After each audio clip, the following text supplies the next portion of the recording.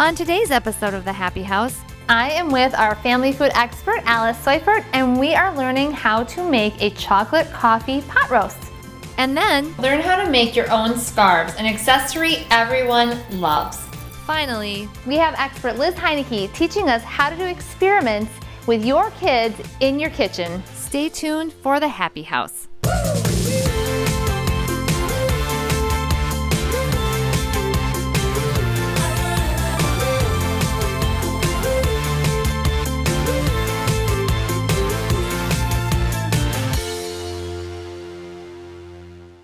I'm here with our family food expert, Alice Seifert, and she is going to talk to us about two of my favorite topics, coffee and chocolate, and then also meals. So you've got an idea for how to incorporate those things into a roast? Yes. Okay. So today we're going to make a coffee pot roast. I actually didn't even start drinking coffee until I had my first child. I think that happens to a lot of people. It's essential, right? Yes. Okay, so when you're out shopping for a pot roast, we're using a beef pot roast today. So you want to look for the chuck roast. That's what we're going to get. That's a really valid point, because I always, when I was young, and newly married, I would go look for a pot roast, and they don't say pot roast. It says something different. Yep. So it's a chuck roast that we're going for. A chuck roast. And don't be afraid when you go to the grocery store to actually talk to your butcher. Ask them about the different cuts, what they're good for. They'll be super helpful to walk you through. So we're using the chuck roast, and I like to use between a 3 and 4 pound roast, because that's a perfect size if you're going to use a crock pot and when we're searing the meat. And that should feed, like, I mean, I actually have a family of 6, so big, and big kids, so they eat a lot, but I mean, they say like a half pound a person, right? So that actually is a dinner for 8. Yes. Or great leftovers, which we'll talk That's about what's later. the most important thing, right? When you make a roast, everyone wants leftovers. Yes. Okay, so when we're prepping the roast, I put it in a jelly pan so that you can keep all the rubs together. We're gonna start adding coffee grounds. So we have 2 tablespoons of coffee grounds. Okay. So that's straight from the container. I just ground the beans up. So it hasn't been even made into coffee yet. Salt and pepper. Salt and pepper. I don't know why I'm mixing it up, because we're going to mix it up later. But brown sugar. Okay. How much brown sugar is in here? So I use 1/4 cup. Okay. Now we're going to add our chocolate ingredient. So is this cocoa powder like I would use for my chocolate crinkles that I make? So this is ground chocolate. Not cocoa powder. Right. So it's really important to know that, because the ground chocolate, it's going to be sweetened with sugar. When you go in the baking aisle of your grocery store, you're going to see them sitting right next to each other. And it's going to give it a totally different flavor. It's not going to not give it as nice of a sweet flavor. So I notice you're patting the meat. Yes. What's happening now? So this is important. So we're letting our meat sit out a little bit after you take it out of the fridge. And then we're patting it with a paper towel, because that will take out some of the moisture, and that's important for when we're searing the meat. So we want to get a nice crispy exterior to it. Okay, and then you're mixing up So we'll just take the rub. Yep. Okay. Oh my gosh. This looks amazing. Get it all mixed up, and then we'll just start putting it over. So this keeps it all contained and allows you to reuse all of the rub. Yeah, exactly. Okay. So we've got it all rubbed in. Okay. And then for this roast, we're going to use potatoes and carrots. And I'll give you those, and you can just put those right into the crock pot. Now these carrots look amazing. I think we always go towards the baby carrots, which like we put in our kids' lunches, but I have noticed a difference in when I buy these. There's a difference in the flavor, but you haven't even peeled these. Right. You know why? Why? I don't have time for that. So we are just going to take the bottoms off the carrots. So I just trimmed off the bottoms. Yep, but I didn't peel the carrots at all. You really do not need to peel a carrot. Everything is just fine, just right in there. So we've tucked the potatoes in, we have the carrots, we've got the roast rubbed with the coffee and the chocolate. So now we're going to take it over to the stove and brown it. Perfect. Alice, you're making my life easier every single moment we talk. All right. Okay. Ooh. Smell it. Smells amazing. Coffee and chocolate, so we're going to put it in the pan to brown. And how much oil did you use in here? I used 1/4 cup of vegetable oil. Just vegetable oil. Okay. Yep. Okay, so we're searing our roast, and it smells amazing, by the way. What I'm noticing here is, like, these sides are kind of hard to get at. Do you sear all the sides? I really do. I will, you know, when you're flipping it, you can walk away a little bit, and we do have a little bit of sugar in the roast, so we want to make sure we're kind of keeping an eye on it, making sure it's not burning. I like to brown the meat at a higher heat, but yes, like as far as like these other like side areas and things underneath, you can just like once you do the flipping of the front and the back, then yeah, I sear a little bit on these other pieces that are on the exterior. So we have this roast going for between like 2 and 4 minutes is usually Aside, what I do. Yep, exactly. And then again, we have a roast that's under 4 pounds because we don't want to crowd the pan here. So you see how there's like some space, because if we came home with a beef roast that just completely filled that pan, the heat is just going to steam it and it's not going to give it a nice sear. So we're going to flip this over. Okay. And plus it wouldn't fit in my crock pot if it was much bigger than that with all of the vegetables that I'm going to put in there. Ooh, that looks amazing. All right, our meat looks very well seared. It smells amazing, looks amazing. Now what? It looks so good. It looks like chocolate sauce on the top. So we're gonna, now that we've browned it, we're gonna take it over to the crock pot. Okay, let's put it in. I'm gonna let you do that. Oh.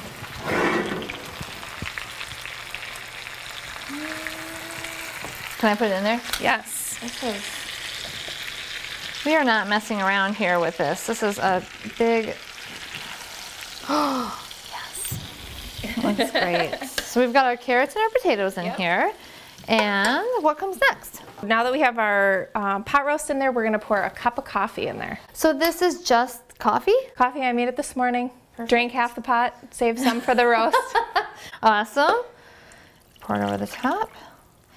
And cover it up? Cover it up. How long do I cook this for? We're gonna cook the roast on low for 8 hours. And then when the roast comes out of the oven, I always like to, when I make pot roast, do a little bit of salt on the top before serving too. It looks amazing, smells amazing, it's gonna be delicious. But I wanna talk about something, because we're actually making this pot roast and it's not winter right now. We're making it in the spring. And I think a lot of times people think about roasts and things for just winter, but I like to make them all year round. Yes. I think in general, using your crock pot is thought of something that you do in the winter time, but it's really a great appliance to use year round, especially in the summer, especially when you're talking about July and August when the weather is hitting 100 degrees and you don't want to heat your house up. So you can do a roast in the summer and it's super easy and doesn't heat up the house. And pull it out, put it on sandwiches, all of that. So it's like, it's really a great meal any time of the year. Yes, exactly. And we've put a lot of fresh vegetables in here, which are prevalent. I mean, in the warmer months, you can get really amazing fresh vegetables. So I think that's a great idea. Okay, so can I try this? Yes, please try it. Oh my gosh. I wonder if it tastes like coffee and chocolate. It's amazing. Thank you. It's really good. All right, but let's talk about this. We've discussed how we can use our crock pot during the warmer months to make great meals, pulled sandwiches, meals, but leftovers. Yes. What kind of leftovers can we make with this? The greatest thing about pot roast is leftovers. So I like to put my pot roast on pizza. That is genius. It's actually such a great alternative to like pepperoni or sausage, and it's right there. Yeah, exactly. So this pot roast obviously has a nice smoky flavor. So for the sauce base of the pizza, I used an Alfredo sauce. For the cheese, I'm using a shredded mozzarella, and then I also used a smoked Gouda, which again will bring out the smokiness of the meat. And I always love when I have a pot roast sandwich to have pickled onions, and so I put some pickled onions on there. I would probably actually top it off with some horseradish sauce too. Horseradish? Yes. Oh my gosh, that is an amazing pizza. This looks delicious. Can I try a bite of this? Yes. All right.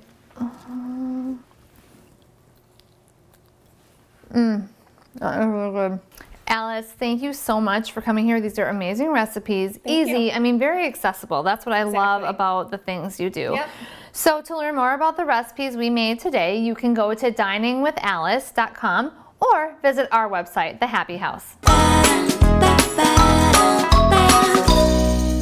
You don't have to stick with beef or chicken broth when you're roasting meats in your crock pot. You can use other liquids like juice, coffee, even beer. Up next, we're with the Renegade seamstress, Beth Huntington, learning how to make scarves. It is easy, we promise.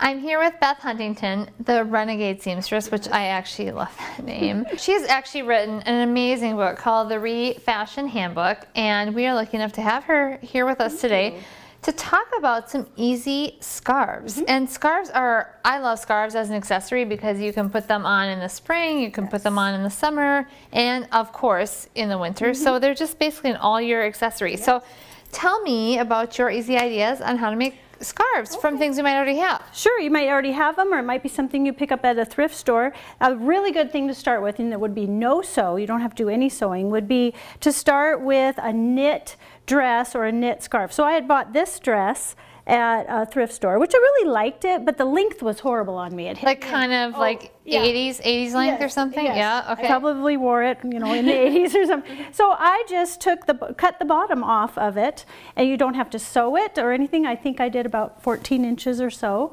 and it just becomes, once you just cut right along the edge, it just becomes an infinity scarf. And that's the nice thing about knits is they might actually curl up a little bit, but it actually adds to the look, honestly. So you've got a great little infinity scarf there, and they're so big right now. I mean, for young girls and grown-up moms. Yeah, and you can wear them with anything. Yeah. Okay. And so I found this skirt at a thrift store, and I thought, well, that, you know, it's a little bit too floral. I wouldn't wear it as a skirt. Really? No. But you can just take, if you measure about 14 inches or so, that's probably a good, we're going to do that. A good length, about 14 inches, and see where that would be. There's that. And then you could, if you had a rotary cutter and just like here, this is a rotary cutter, and these make things really easy. Yes, you need a mat, which we don't have here with us today. No, but you can also do it with scissors. So you would just you could fold it in half and then fold That's actually a really important tip, to make things even. Fold it as many times as you can actually, and still get your scissors through it, because then you're going to just cut one line but a shorter line, and it's going to make it even. So Beth is just measuring like right here, and so we have a very short distance to travel with our scissors, which is nice. You just cut right up here, and since this is knit, you're not going to have to put a seam in it. It's not going to fray or anything. So and look, a mini skirt. For a little girl. You could do that for a little girl or something. This actually would be cute for a little girl. Okay, so then Beth now has a cute little infinity scarf that you could do several times, and that took us about a minute. Yep. So you can do it. You know, it's just the tip is to look for knit, because knit would be the for the infinity, for the no-sew infinity. What I'm most excited about though is these frayed edge scarves that you make. This is such a beautiful scarf. First of all, I love blues, but the pattern, but basically you made this frayed edge on this scarf, which is amazing. So how do we do that? Well, the trick is to get a woven flannel, not a printed flannel, a woven flannel. So it's the same on both sides. It's like shirting flannel, right? Yeah, is that yes? Flannel. Okay. And of course the plaid is very nice. I like that. I like that. So you buy a 2-yard piece, and then you're going to actually be able to make a lot of scarves out of 2-yard piece. But then you would cut it. So if you cut it lengthwise, 14 inches, 2 yards, by 14 inches. So that's 72 by 14. Yep. And then you would take your seam ripper, and all you do on the end is just find the thread that you want to start with and kind of pull it out, and then you're going to be pulling it. At the beginning it's a little bit harder because there's so many different threads in there. Okay. Until you get it even and you get it down, and you want to do like one thread at a time. You want to put your feet up and like a knitting project. Yes, put your feet up and grab some hot chocolate and listen to some good music or watch a good movie, because it does take a while and you end up with a big huge pile of threads. And you just do the ends though. Well, and you could actually then, if you're planning on washing it, you might want to just, once you've done an edge like this, sew a seam, just so it doesn't continue to unravel. Yes, you can just fold it. What you would do to sew the seam after you've, like this one, I've already frayed the edges.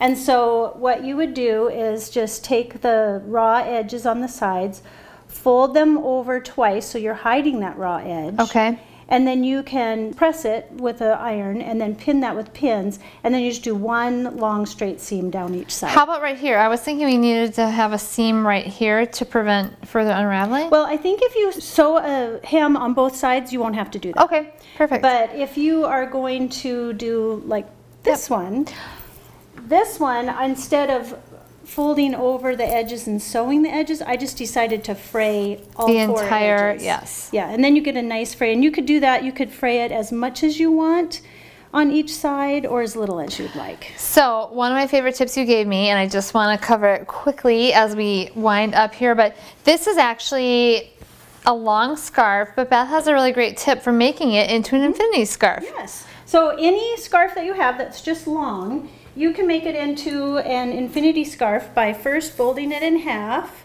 lengthwise and matching the edges. Yep.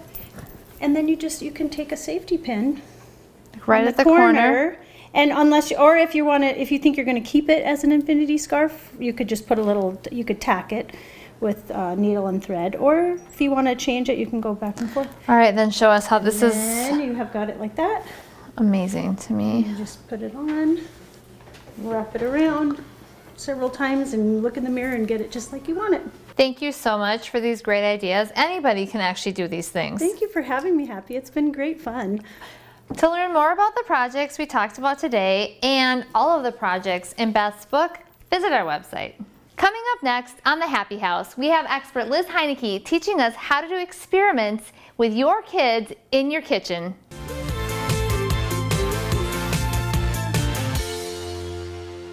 It's kitchen science time! I think we're pretty excited to do some science here, Liz. Yay! All right, what are we doing today? Today we're going to do a couple super fun experiments with eggs, and I can see you guys already checking these out. Now, do you think eggs are weak or strong? Both. In the middle. Both, you're right. Because it's strong on the outside because it's the shell, and it's smooth on the inside because it's the yolk. And why do they need to be kind of strong? Who sits on eggs? Chickens! Yeah! And you don't want the eggs to break, right? Their architecture is really strong, and you can feel these shells are really hard. The cool thing is, if you have some vinegar at your house, do you remember the scientific name for vinegar? Acetic acid. Acetic acid. Yeah. If you put vinegar over raw eggs, do you guys want to help me? Can you help me lift up this heavy vinegar thing? Here, Awesome. I can take your eggs. And you put them in the fridge for a couple of days. Now watch these eggs as we're talking about this. Do you see anything? What's forming on the eggshells? Can you see little bubbles starting to form? Yeah. There is a chemical reaction between the vinegar and, can you guys say calcium carbonate? Calcium carbonate. Calcium carbonate crystals in the shells, and the vinegar breaks these crystals apart and actually dissolves the outer shell. Now these have been sitting since last night. What do they feel like? Tell people what they feel like. They feel like a orange. They feel kind of like an orange that's Yeah. been peeled off, you know, like Oh, if you yeah. peel off the skin, it looks and feels like an orange. Except a little stronger. Yeah, so this has feels like like a, a does it water feel like a balloon. water balloon? It's like a balloon-like membrane that's under the shell that helps protect the eggs. It's like a water balloon. Now, what do you think would happen if we sucked some of the water out of this membrane? It would be not slimy anymore. Do you think it would just kind of shrivel up? Maybe. You can actually use corn syrup. Watch this. These are some eggs with the shells dissolved. You can actually use corn syrup to shrivel up your eggs. And my kids and I call these alien monster eggs once they're shriveled up. Do you guys like food coloring? They just like shriveled. It takes probably okay, go ahead and put some drops in. It probably takes overnight before they start to really shrivel up. Yeah, here, go ahead and put it in. Can you drip it in there? And let's stir it up a little. Oh, it's cool, and it's kind of fun to mix it up with a straw. Do you want to mix it up? Oh, could I mix it up since you Yeah. So what happens is there's not as much water in the corn syrup, so the water actually moves through the membrane of the egg, out into the corn syrup, and the eggs shrivel up. So how cool do you think that is? Alien monster eggs. These are super fun to make at Halloween. They're a cool centerpiece. That's amazing. Yes, these are awesome. So another fun experiment you can do with eggs is an atmospheric pressure experiment. Can you guys say atmospheric pressure? Atmospheric pressure. All right, and to do this experiment, is this egg raw? Feel it. Is this egg raw? It's hard boiled. It's hard boiled. So we have some hard boiled eggs. Can you set that on top of this glass bottle for me? Oh, I think I know what's going to happen here. Can you set this one in here? I do too. They don't really go into the bottle easily, do they? I'm not going to force them. But we can use atmospheric pressure to push these eggs up into these bottles. Now I'm going to grab this towel. How do you think you do it? What do you do? It's gonna get like squishy and go. And how do we get the atmospheric pressure to push it into the bottle? Can you put this candle in the end of the egg? Poke it right in the end. And I'm going to give you 2 candles too. Happy, can you help her? Poke it in. Stab it. Probably in the small end of the egg. Yep, stab it in right in the end. Here's another one. Do we need more than one? We should put 2 in the end, right next to each other. Oh, there's a pink and yellow one right there. We're going to put 2 white ones here. Let's use the pink. Yeah. Oops, the wick has to be up, the wick of the candle, because we're going to actually light these candles. Okay. So Now, what happens, do you think, if you light these candles and you put them up in the bottle? What happens to the air in the bottle? I haven't lit it Well, yet. it's gonna like trap it and then it's gonna blow out. It's gonna heat and then the egg's gonna fall in. Right, so it heats up the air in the bottle, and then what happens, when you burn stuff, does it use oxygen up? Yes. Yeah. And what happens when all the oxygen disappears in the bottle and the candle doesn't have any more? What happens to the candles? It like burns out. It burns out. Well, everything needs oxygen. And yes. If I didn't have oxygen, it'd just blow out. Exactly. And it'd just be dark. It goes out, and when it goes out, the air cools off really fast. Have you? This is awesome. When the air cools off really fast, the pressure inside the bottle drops. Now, you've heard of the atmosphere, right? Can you guys say atmosphere? Atmosphere. Atmosphere is part of global warming. Oh. Well, some gases are, yes. But the atmosphere around us, it's kind of like we live under a giant swimming pool of air, and we're at the bottom, and all this air is pushing down on us. And we're used to it, because our bodies are built so that they can survive in this atmospheric pressure.